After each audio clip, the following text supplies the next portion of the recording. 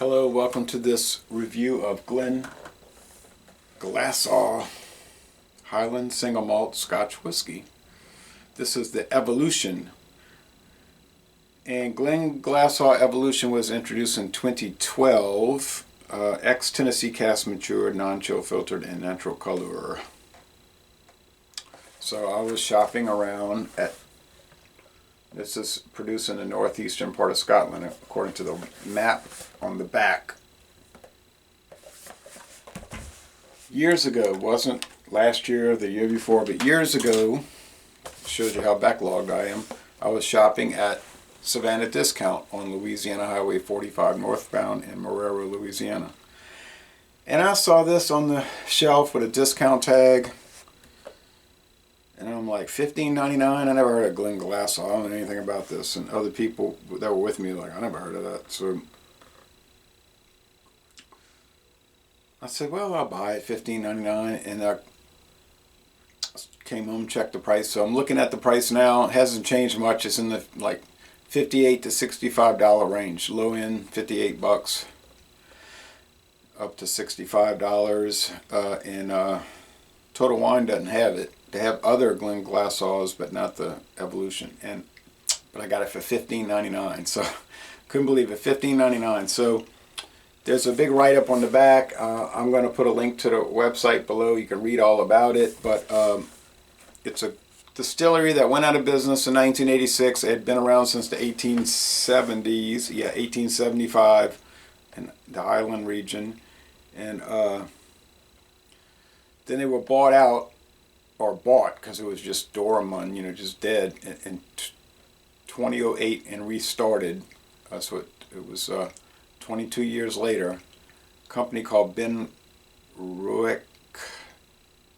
I'm not familiar with them, and it's been producing whiskey since then, since 2008, with that 22-year interruption. But I said ex-Tennessee barrels.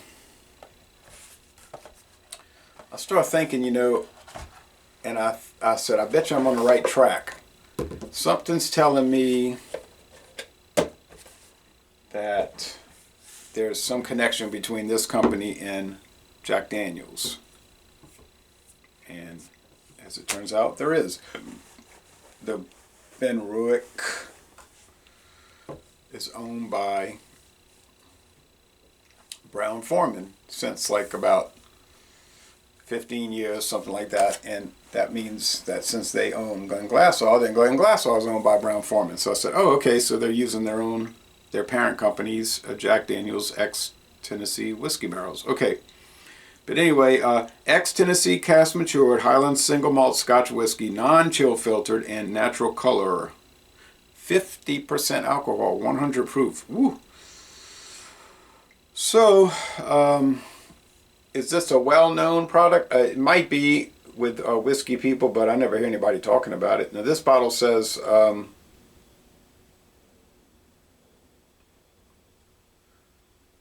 2017 bottling, June 12th, 2017 at 2:02 p.m. Okay, so please savor Glenglassaugh responsibly. So this is a 6-year-old bottle. Imported by, well, the back would have given me, if I'd have taken it out the bottle and looked, imported by Brown-Forman Beverages, Louisville, Kentucky. Well, sometimes just because they import it doesn't mean they own it, but in this case, they actually do. And they own lots of stuff, like I said, Old Forester, Jack Daniels, the other single malt, the Ben Ruick that I talked about, the Corbel Champagne and Brandy Company.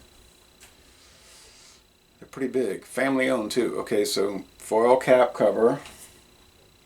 Real cork, so I better moisturize it after 6 years of bottling. Should have done this earlier. I didn't think it would be that. Okay, so wooden cap.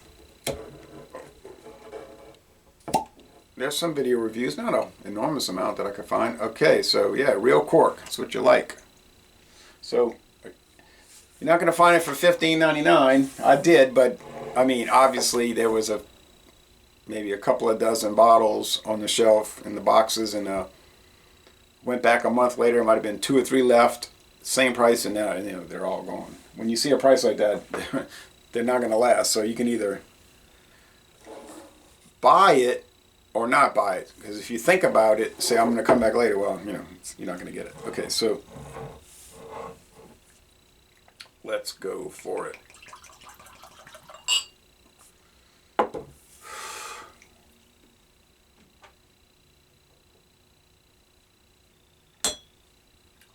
First tasting, never saw a video review for it, never read a written review, but I, you know, of course I intend to look at written reviews. Yeah. Nice round kind of bottle.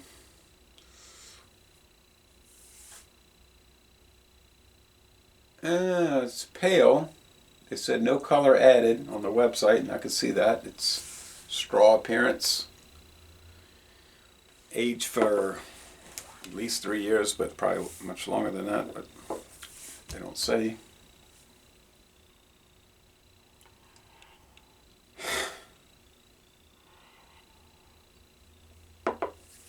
Getting like a little twinge of peat, but a lot of apple and pear, which they don't have apple and pear added. And grain, barley would be the grain in this case. Let's go with the taste Joe's.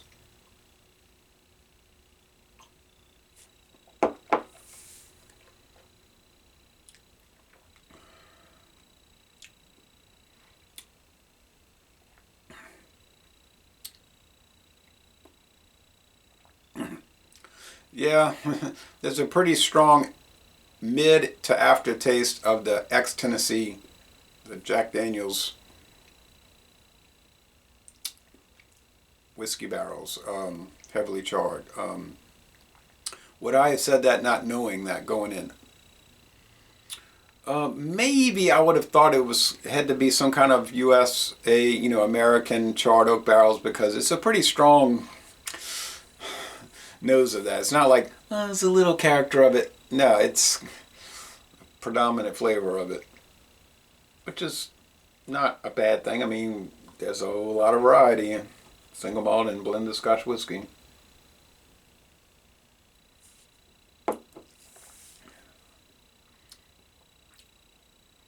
Yeah, and you get the bread dough,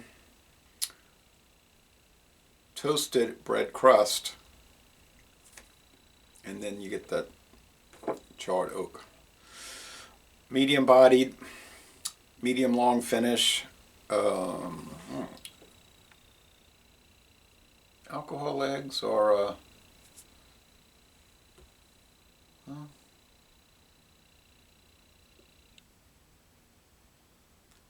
coming kind of thin, evenly spaced.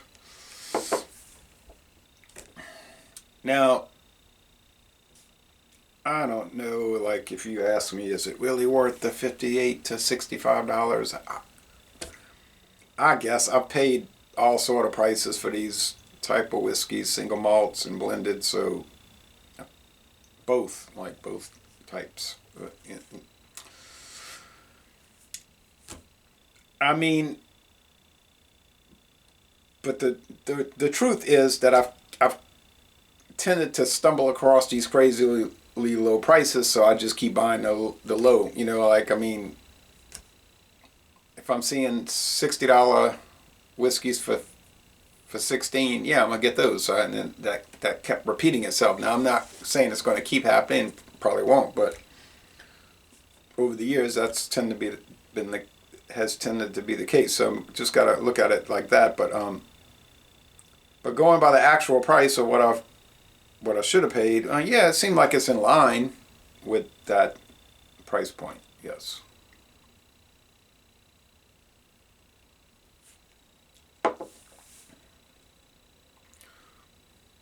There's a little sharpness to it now. Does the aging in the ex-Tennessee whiskey barrels help it or hurt it? That would be up to you as far as like what your flavor profile preference is. Okay, so if you wouldn't want that heavy charred oak flavor, you might say, oh, they ruined it. Why'd they do that? You know. It would have been so mild and mellow previous to this. But if you like to see things evolve, like evolution, and you like these more elaborate treatments, then yeah, you'd say, oh, it was a good way to do it. It was a good it was a good idea. I don't know what to say. I mean, I can look at it both ways in my case, I guess, because maybe I don't know enough about it, or I don't know what it should be like, but it seems fine to me. Like, yeah, something you wanted to do. There's a whole lineup. If you look at their website, there's so many different choices. You're not stuck in one with one option, that's for sure. And that's typically the case with most of these single malt, and I keep saying and blended, but it's the same, but the same case that you have so much variety with all of them, and it just keeps getting more and more elaborate. And I don't see that as a problem. You could just skip over what you don't want to try, but yeah, I'd recommend it.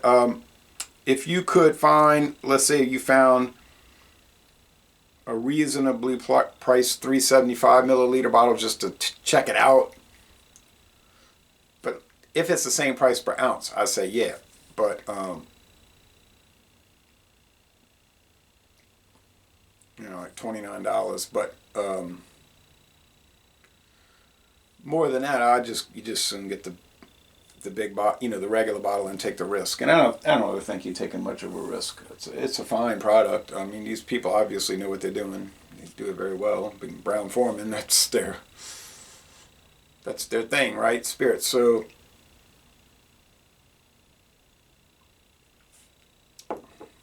and they're just the umbrella company anyway. I'm not saying they're going in there to Scotland and micromanaging. You're gonna do it this way. It's probably just a collaborative thing where they say, well, how about if you tried these ex-Jack Daniels barrels? Oh, that's an interesting way to do it. Let's look into that. I hope that's what's happening. And it is very nice. So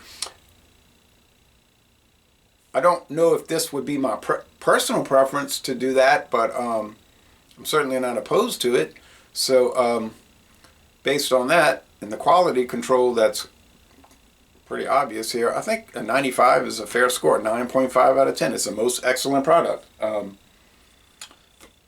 The whole thing about if you like it in the different this and that barrel and finish with that, and that's up to you. It's a question of, is it a high quality product?